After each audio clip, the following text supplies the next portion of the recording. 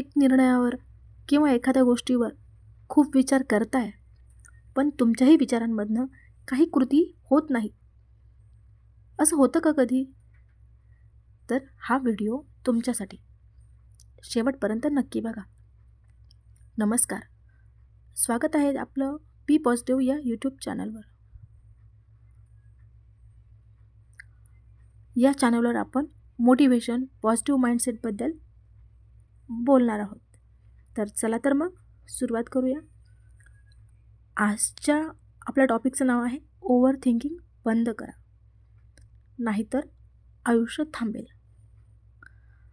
आज मी तुला थेट बोलणार आहे. थोडा राग येईल, पण खरं आहे.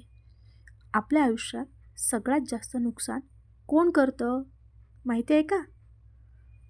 लोक नाही, परिस्थिती नाही, मग कोण? आपला स्वतःचं ओव्हर थिंकिंग करणारा मेंदू. बरं का? हो, बरोबर ऐकताय तुम्ही.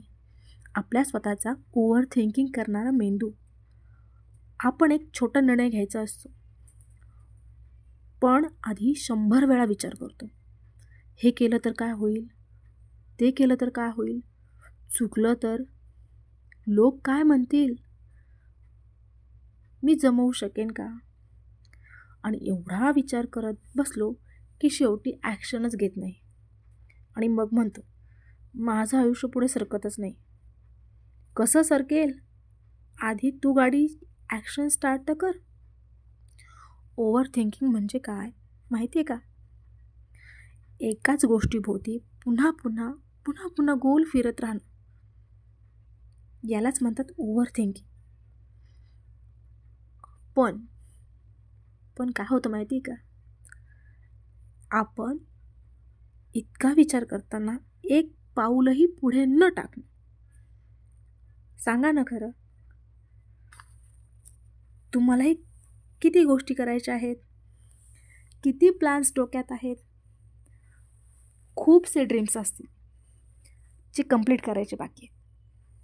पण ॲक्शन मात्र 0. कारण तू परफेक्ट टाईमची वाट बघतोयस, परफेक्ट कॉन्फिडन्सची वाट बघताय, आणि आणखीन हो, परफेक्ट सपोर्टची सुद्धा. पण ऐका, कॉन्फिडन्स ॲक्शन घेतल्यावर येतो, क्लॅरिटी सुरुवात केल्यावर मिळते, आणि सपोर्ट म्हणाल तर तो यश दिसायला लागल्यावर आपोआप मिळतो. लोक कधी हसतात तर नंतर इग्नोर करतात आणि शेवटी विचारतात, कसं केलंस तू हे? म्हणून फक्त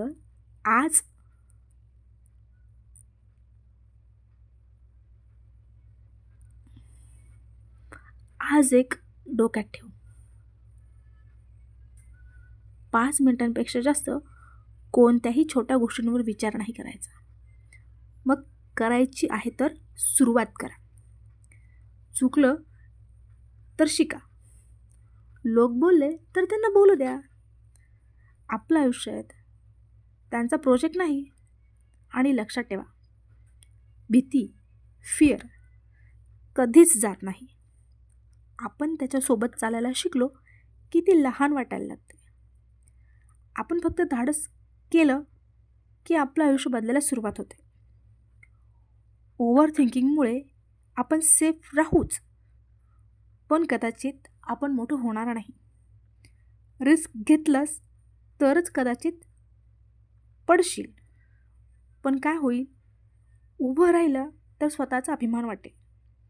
म्हणूनच आजपासून एकच काम करू, विचार कमी करू आणि ॲक्शन जास्त घेऊ. कारण आयुष्य थांबत नसतं कधी.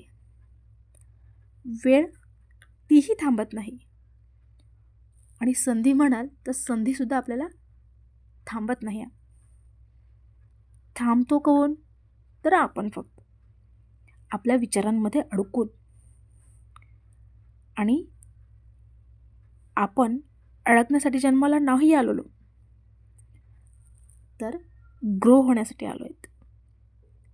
जर आपल्याला जर खरंच बदल हवा असेल ना, तर आज काहीतरी छोटी का होईना ॲक्शन घ्यावी लागेल.